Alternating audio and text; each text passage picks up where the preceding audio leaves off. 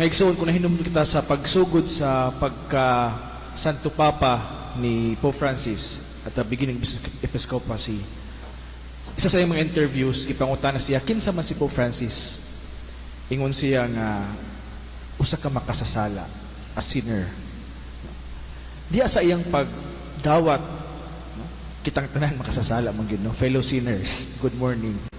Diya sa iyang pagdawat, sa iyang pagkamakasasala, sa atong pagdawat, sa atong pagkamakasasala, atong mapakita o mapatigbabaw diya sa atong kinabuhi ang grasya sa Dios. Kitang tanan nagkinahanglan sa grasya sa Dios. Even Mary, bisan si Maria, no, inahan sa anak sa Dios, is one of the redeemed. Isa siya sa mga giluwas.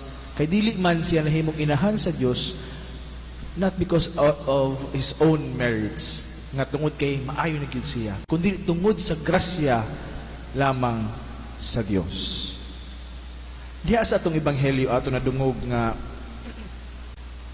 ang pagtawag diha kang Levi or si Levi or si Matthew, nagbakulbol ang mga Pariseo o mga magtutudlo sa balaod. Nganong kining mga tinun-an ni Jesus ug si Jesus mismo nakigsalo man sa mga kubrador sa buhis ug sa mga makasasala, no? Sa mga makasasala nakigsalo man siya.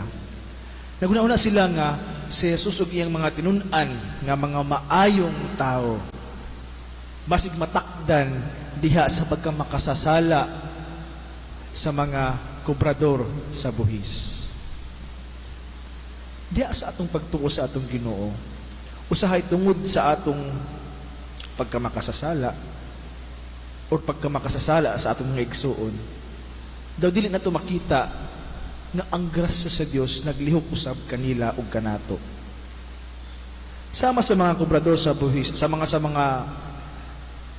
mga Pariseo ug sa mga magtutudlo sa balaod, kung kinang atong paglantaw, daw gilimitahan nato ang grasya sa Dios. Nahadlok sila nga basig matakdan sa pagkamakasasala, mahugaw si Jesus ug ang iyang mga tinun-an, apan kabaliktaran ang nahitabo.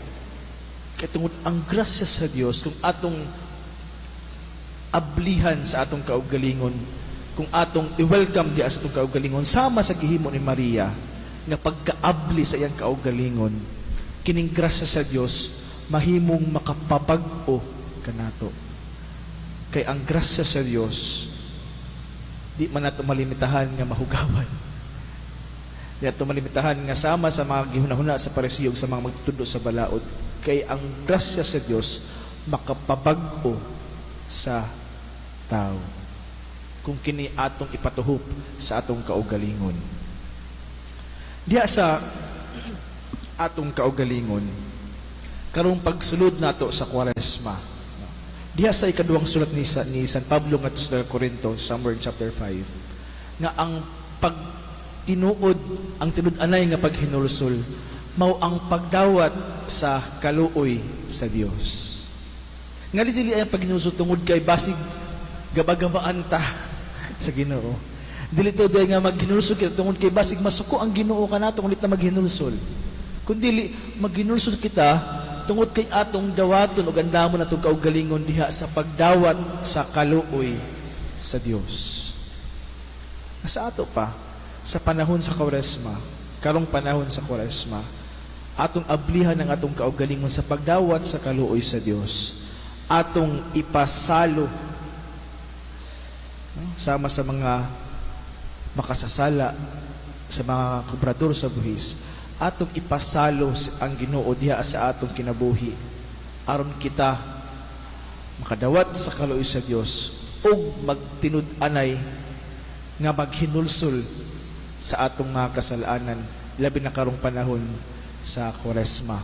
Ug tungod usab niini, mahimo kitang mapabusanon sa atong kaugalingon sa paglantaw sa mga sala sa uban, nga dili kita mahimong judger sa uban, nga sama kitang tanan mga fellow sinners, atong ipahinumdum kanunay sa atong isig kaigsuon nga atong dawaton ang kaluoy sa Dios ug musunod kita kaniya sama sa gihimo ni Levi or ni Levi or ni Matthew.